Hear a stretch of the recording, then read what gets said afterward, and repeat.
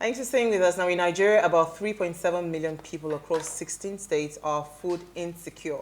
Several factors have driven this. These include civic conflicts, large-scale displacement, rising food prices, climate change, natural resource degradation, poverty, insecurity, and population growth. Amongst the most enduring and damaging impacts of Nigeria's oil and gas resource curse has been the long, steady decline of the country's agricultural sector. Once the primary source of government revenue and foreign exchange earnings, agriculture in Nigeria has suffered from decades of underinvestment, corruption, policy neglect, and lost opportunities. Now, today, despite its vast agricultural potential, the country is a net food importer of foods, with the vast majority of people engaged in agriculture operating at substantial or subsistence level, rather. How can we encourage more farmers to come into the space as we fight this looming food insecurity? Now, please let us hear what you have to say. Remember, you can join this conversation. Tweet at us at WaysShowAfrica1 with the hashtag WaysShow, or send us an SMS or WhatsApp to 081-803-84663. So I'm going to bring in our guest like in 1 minute. I just wanted to hear your 1 minute on food insecurity or food security, whatever you want to call it. Switch of them. You want to go? No, you go. Okay, so I think it's a serious issue with COVID-19 as well. We had statistics that was saying that if care is not taken and if things are not done properly, I think it's going to be in the next, if I'm not mistaken, 5 or 10 years, we're going to have serious food shortage. And right now that we already can see the prices of food going, or foodstuffs going up and up and up. I don't know the point we will get to, and I'll have to come to your house and say, wow, hey, how far, how will I eat? You know, we were talking about bread yesterday, right? Bread is going to be increased by 30%, and you can't blame them because sugar is up, flour is up, everything is up. So they have to make money. They are not running a charity organization. However, I like that we have people that are coming into the space and doing a lot. Of course, like Framcrowdy, that will have someone from there. We have a lot of them, you know. I've been able to speak to a few of them, and they're doing what they can do. However, they need help. It's still not enough. Insecurity is one of the biggest issue at the moment, because most of them have decided to just carry their load away from the areas that are battled and, you know, go to where they can work. But things have to be done. So I'm waiting for this solution. So how is it affecting you? Food has increased in the market, basically, you know, and you go to the market. The other day I went to the market to buy yam, and yam was about 2,005 for a good tuber. Yes, a good tuber. I'm not joking. And in the process, I also discovered that some of the tubers were spoiled.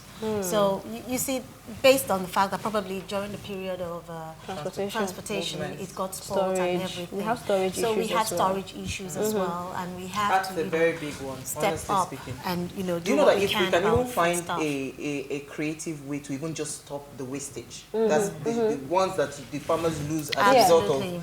That one alone is enough to solve the food security insecurity problem that we have. All right, so let me bring in our guest. Sola Oyawole is a disruptive innovator with vast experience in business intelligence and analytics, with a significant part of his career in business consulting. He has, over the years, whether in the line of management or consulting capacity, worked on projects in Nigeria, countries also within the West African coast and the United Kingdom. He has structured and pivoted a few successful startups focused on wealth management, hospitality, and most recently, agri-tech, when he joined Framcrowdy Limited. Now, the agricultural platform that empowers smallholder farmers by providing them with access to finance, smart farming techniques, and access to market for the scale of their farm produce. And he's joined us live in studio. Thank you so much, Olusola. Thank you for having me. So I saw you just nodding, you know, because we are like, Nigeria is blessed. Yeah. I mean, there are people that do not even have lands to farm in. And agriculture, you know, where we're happy that people are now coming back to the space. But, you know, a lot has really gone wrong in that sector. So maybe we should just start from the background. Where are we at currently? You know, because we know that, yes, there are looming insecurity, food shortages coming, you know, but is that a reality, or with the influx of more people coming into the agricultural space, maybe that gap is going smaller. Yeah. Yeah. All right. So I'd say we still produce not enough of anything, as it were.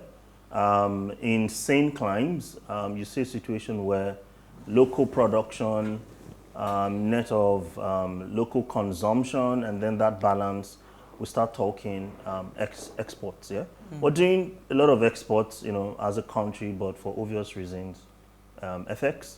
While we're producing not enough for even local consumption, as it were. I think optimizing, and that's why your thoughts when you started this segment around what should be done, and that's why I was nodding my head. You're thinking in the right direction. We need more people, but more importantly, we need to optimize the existing systems. Someone had talked about waste. Post-harvest losses is one of those critical places. What the UN recognizes as food security is when a people have access to economic, physical, nutritionous or nutritional meal, per time, in the right quantity that is required. That is when we say, look, There's food security. There's food security in that place. But we don't have enough of that happening. You're complaining about food being expensive in the market. We have places where they don't even have enough to eat. So we're not even measuring nutrition. There's about what a child should eat at certain ages to ensure that their brains develop properly and they don't, get into the quagmire of what society just wants to fit them into. So I'll say optimizing the existing systems is key. Lip service is paid, but I'll talk just a bit about what we do. We see a situation where a smallholder farmer has to travel long distances. In some cases, it's a market day. Let's assume market day is Tuesday. Probably starts his journey on Saturday, Sunday. If that vehicle breaks down, he's in trouble. Half the time, he might not get to the market on the market day, which means when he gets there, the entire harvest it's can gone. go bad. It can either go bad or whatever is left of it is sold for next To nothing. to nothing at the end of the day. So what we've done creatively in some areas across the nation is to put together what we've called aggregation centers. We have over 100 of them. What we've tried to do with that is to situate it close to farm gates for major farming communities, where these farmers can bring their produce without traveling very far. Just move it in there, get paid for it, and half the time they can also buy input, for their next farming season. It crashes, cost of logistics to them. It then reduces post-harvest losses, and just increases, the quantity of food available at least across those farm gates. That's one thing we've done creatively. In looking at what exists, it's always good to tackle an issue And build from there. and then build from there. Yeah. You talked about Go ahead. You talked about optimization, basically, and in terms of optimization, you said that we need to do something about it. So what are the steps that the government needs to take to actually optimize it? Or what are the steps we also have to take to optimize it? I mean, government will play their part, and you'd see in more recent times private participation in agri-value chains. Value chains are vast, yeah? I think one of the things we need to focus on is if we're able to make sure what we plant, at least the harvest, is secure. I think what we need to go further up to do is to ensure that we're processing more. When we get more into processing, it allows for us to extend those value chains at levels where they become more profitable, and then we can become more sufficient. We take our cocoa today and just export, boom. We don't convert. And then we import that same Chocolate, cocoa as chocolate and beverages of all sorts. So I feel part of optimizing is going further down the value chain on each of our agriculture, of our products. It goes a long way in ensuring we have more food, depend less on importation. Some can't feed on anything imported. They can't even afford what's produced locally to then talk about buying something that is imported. So if we will ever achieve a situation. I think we're ranked about 30 or so, in the world ranking on economies, that are food secure, as it were. Okay. It's not looking very good, but then it's not so bad. But then we're having more players come into this place, working to optimize, because right now the volatility, security can't allow more people go to the farms. I mean, what happened during the pandemic? A lot of loss, came out of that period. But now it's a security issue. People are saying, look, I need you to aggregate this commodity for me. You get it when you go into the farms. You get it at the best rates, so that the processor can also make good margins. But you can't go further in because of insecurity issues. So you said something at the beginning that we don't even produce enough of anything that we need. No. So how can we begin to encourage more farmers? Or maybe I should ask, how many more farmers do we need, right? So how can we get more people, people who are just interested and people who as well would do what you are talking about, optimizing, to ensure that we can at least produce what we need in whatever capacity that is? All right, so you see more ag tech companies, one agricultural technology company. You see more ag tech companies springing up. When we started off as a crowdfunding platform and making agriculture appealing to young people. Because while we're trying to tackle the issues right now, you find out that the farmers we're working with, the majority of them are mid-aged to, high up, old, as it were. So you also need to start thinking, and working with them has been very difficult. These guys have been molded and shaped by perceptions and mindsets. They are not open to creativity. They're not receptive to these minimum levels of change that can really give us, that additional success we need. And so you find most of them stuck in ways of farming, from many years ago, and that's why we brought in smart farming skills to part of the offerings we're giving the smallholder farmers.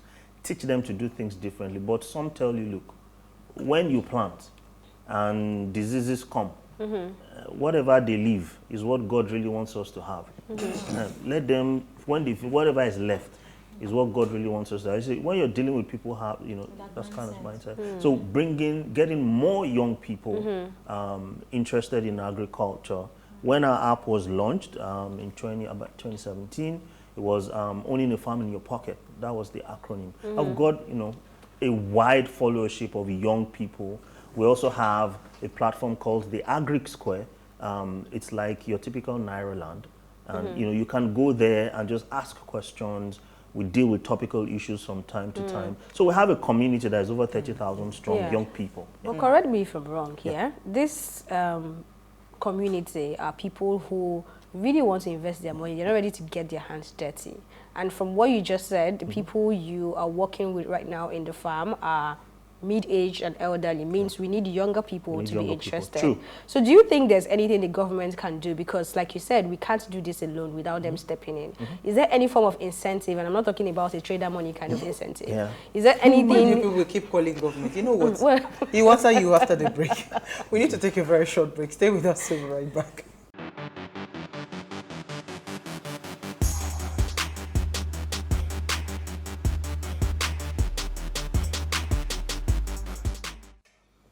If you're tuning in, we're discussing food security, and that's our focus tonight, and we're learning how we can encourage more farmers to come into the space. Please let us hear what you have to say. Remember, you can join this conversation. Tweet at us at WayShowAfrica1 with the hashtag WayShow, or send us an SMS or WhatsApp to 081-803-84663. All right, so Elsie, before we went on the break, you were asking...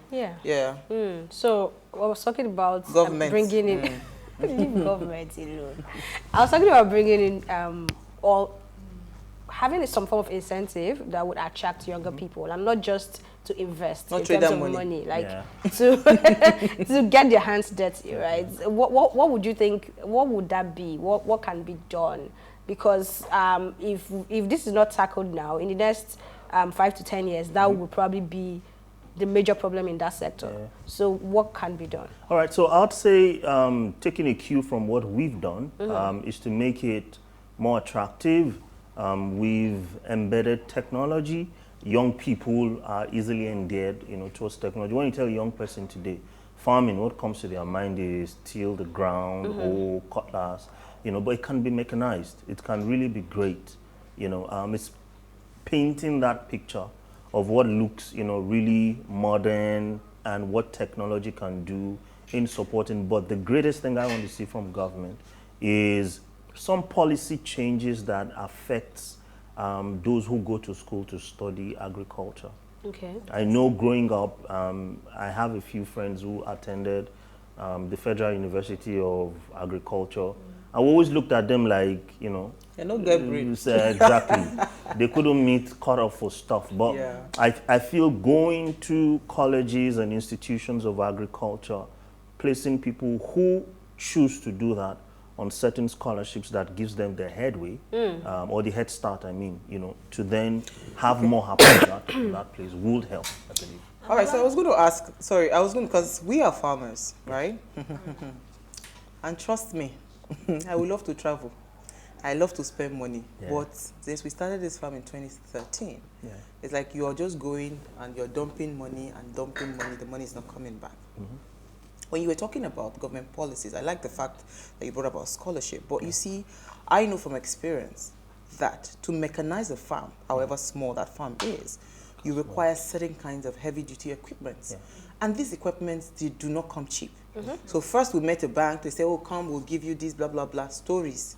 But because of our integrity, we walked up to the manufacturers of those equipments, like the tractors, the excavators, the planters, and all of that. And we had a structured payment. So over the years, we've been able to acquire all the equipment that we have on our farm based on that arrangement. But how many of these young people can do that? So how do you think the government can come in terms of equipment, empowering this young people that are interested in farming with the right equipment, because you need the tools, right? You can't do hoe and farm anymore, and it has to be meaningful. It has to be something that it's easily accessible and not because most times when I see government do things, I just think it's paperwork. It's just for the gram. Yeah. But in real life, you can't access those things. So what do you think would be a perfect solution to getting those farms mechanized? All right. It takes a lot of planning. Having farming estates more or less like reduces this headache, yeah? And if the government would invest heavily in farming estates, it means whatever value chain you want to get into, that's where you'd go. And then you'd have some of these things there. In fairness, when it comes to processing, government has done some of the government abattoirs, for example, where there's one in Agege. If you want to raise pigs, for example, you get a lot in there. Infrastructure is already set is in there. But then, of course, it takes a huge capital outlay. The private sector, unfortunately, won't have access to that much of patient capital to be able to put these sort of things in place. You see, government will say, look, we've got silos across the country, for example. Some private players use them when they need to. So I feel farming estates will go a long way.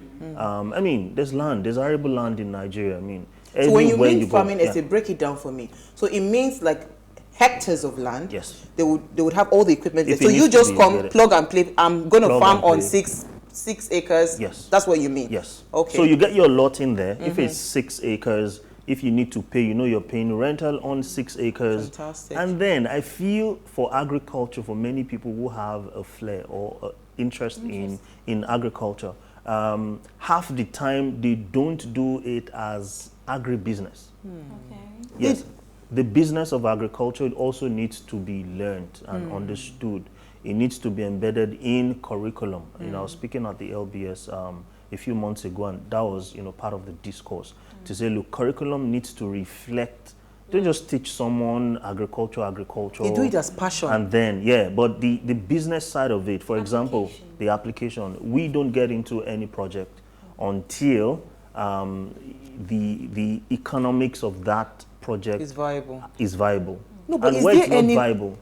Sorry, Elsie. Is there any? Say something. Sorry, I just want him to land this point well. Yeah. Is there any agricultural business that is not viable? Well, in terms of agri, if you're not, all should be viable. But when you're not measuring correctly You know, all of the input that goes into it, and making slight margins for things going wrong, or building metrics to show across the seasons of the year when, you know, cost of these spikes, when it comes down and things like that, you run into troubles easily. And so, economies of production is what we call it. We usually build it, and because we've done it across several value chains over many years, it's now we've tweaked and tweaked and tweaked. We have an average to say, look, if I'm going into maize, if I'm going to do maize and it's 1 hectare, I know where I need to go to in Nigeria to get the best yield, because that is also another thing you need to consider.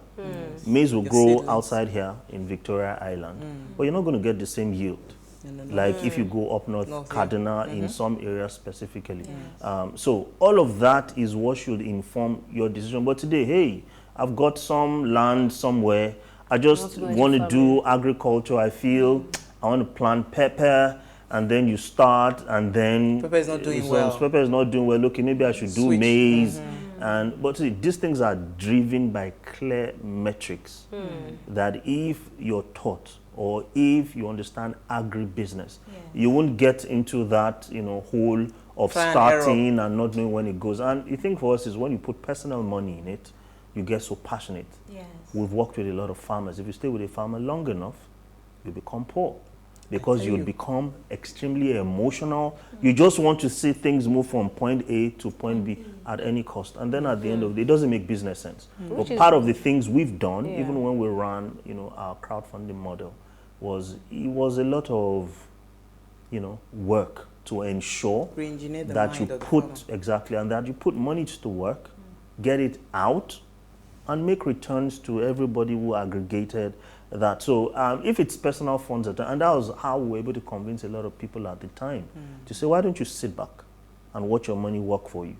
And then we'll send them videos, we'll send them pictures, we'll send them texts, we'll take them on field trips at times to go see what is happening, just to understand it can't be treated like a sport. It's it's a business. Yeah, I think that's why I like, mine is a question, just to add to what he's saying, is why I'd like us to go back to what you said regarding the government bringing in some form of scholarship when it comes to this business, because it is okay. So the other day we were talking and we saw that is it Benue State now, one state that is sending people on scholarship to go and study Arabic and Quran, and we have sectors in the economy that needs brain power, that needs rehabilitation, like you've said. So why are you not sending people to the countries with the best agricultural technology for them to go and understand what it is, come back and then implement it, you know? So I think we need to go back to really that conversation about what we're doing about our agricultural schools and how we perceive them as well.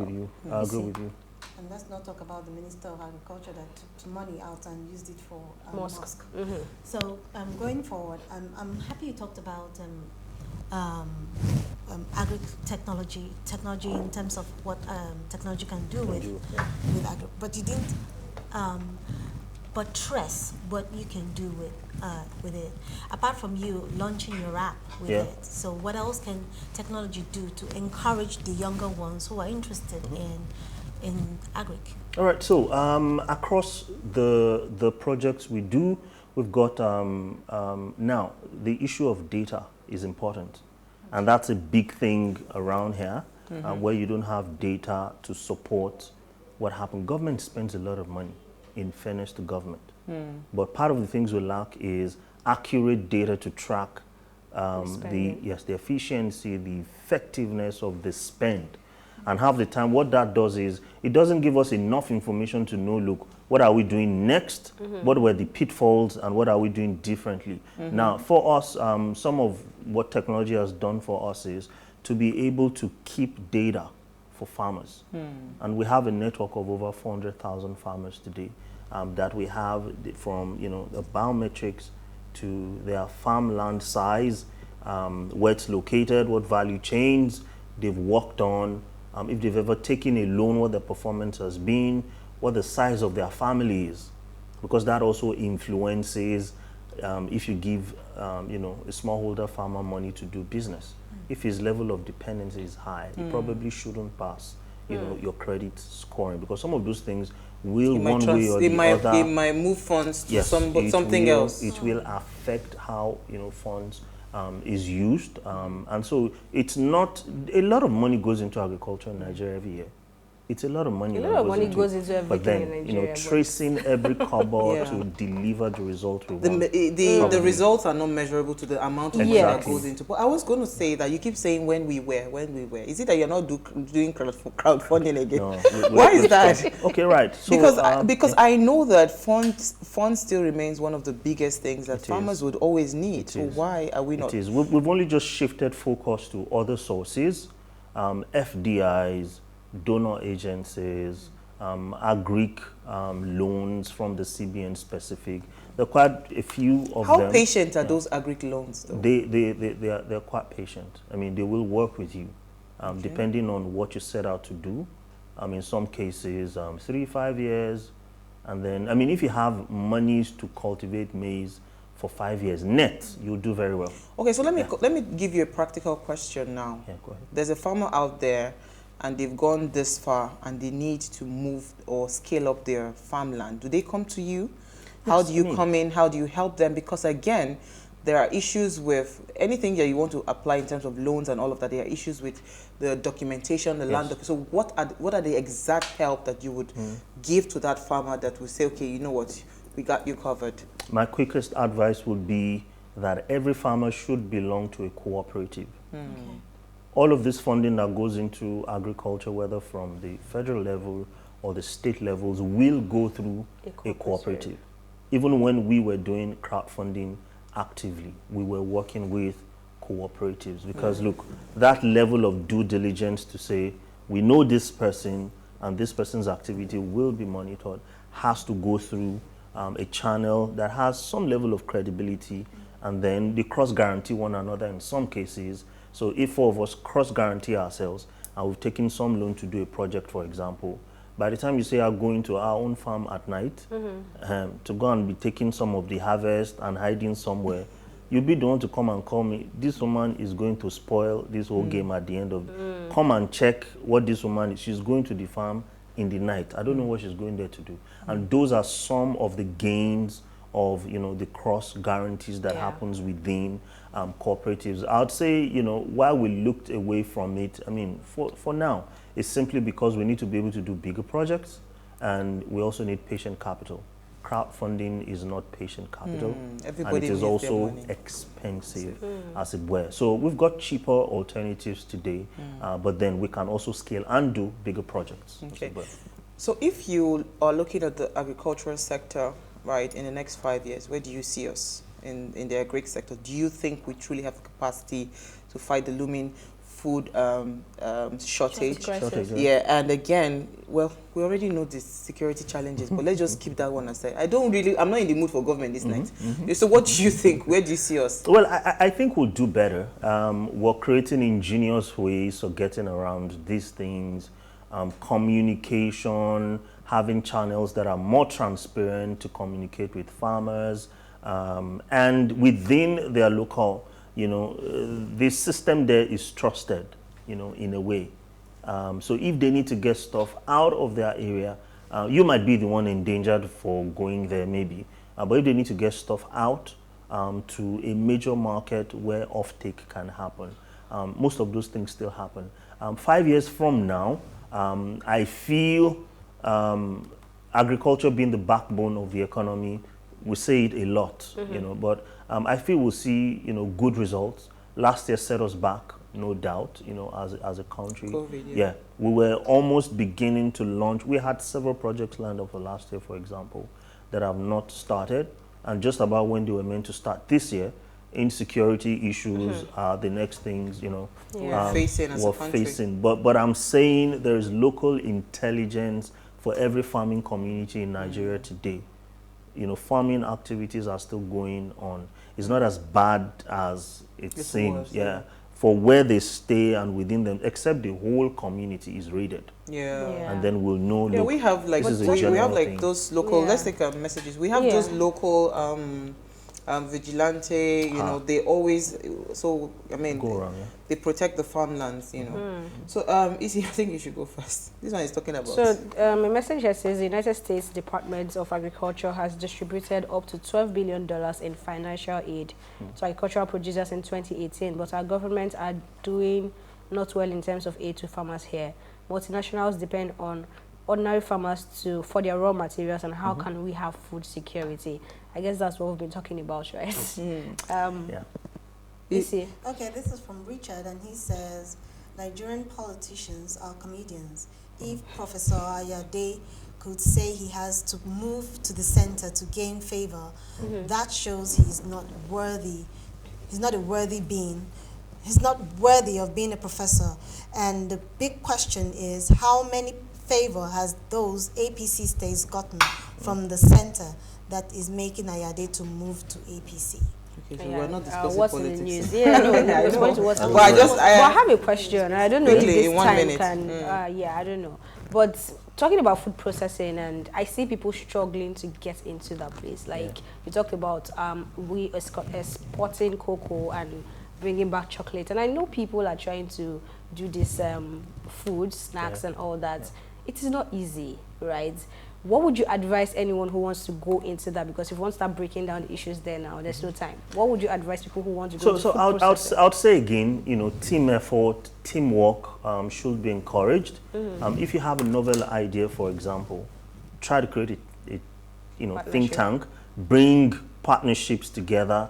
I mean, we're used to carrying little portfolios, you know, amounting to nothing. We've done massive collaborations, and that has given us the kind of traction, you know, we've had as a business. I feel once you start collaborating heavily, then it brings down the unit cost of what everybody needs to put on the table to get some of this equipment set up. And I mean, if we are working with the mind that we are all working towards food security for Nigeria, we should be partnering. We've partnered with pretty much everyone and anyone that can add value to the vision we have as a business. I used to manage partnerships for Framcrowdy, you know, at the early days. And so that is key. And we've not reneged on that decision. We're very heavy, whether local, whether international, you know, there is always it's just issues of, you know, trust and all of that. That's why a lot of people would just say, you know what, I'd rather play small. You know, instead of taking 1% of $1 billion, I'd rather just take 100% of 1,000. That's what people do. But the future is collaboration. And honestly speaking, we are happy that, you know, people like you are out there, because whether we like it or not, we have. I don't think we are 200 million. I think we're over 200 million people. If we truly want to count, you know. So, and we should actually be producing. In fact, if we produce what we consume alone, the economy would just, you know, it will turn all this nonsense that we're having with our economic numbers. It will just skyrocket. It will be a better economy for us. Thank you so much. Thank you very much for having me. I hope you had fun with us, and I hope you come back again. I will. We really need to talk more on this, because we want to find practical solutions. You know, find a way to also partner with you guys and collaborate, because this is why we're also doing this. Is to also not just come on TV and look pretty, but to find practical solutions to our national problem, in case some of the people that are in government are not doing their work. We want to help them. All right, thank you, ladies. Thank you. All right, so Ways was birthed from the need to inform, inspire, and influence lives towards action. And this year, we started our CSR focused on curbing unemployment in Nigeria. So if you're a company, please partner with us allocating internship slots. And if you're a job seeker, keep watching Ways and follow us on all our social media handles, as this will be an all-year-round engagement. So tell your friends to keep all eyes on Ways. Now, in case you missed today's quote, here it is again. The average person is still under the aberrant delusion that food should be somebody else's responsibility until I'm ready to eat it. This is a very interesting quote. So we'll see you live on Monday at 8 p.m. as we bring another great conversation to you. Oh, it's great. Enjoy your weekend.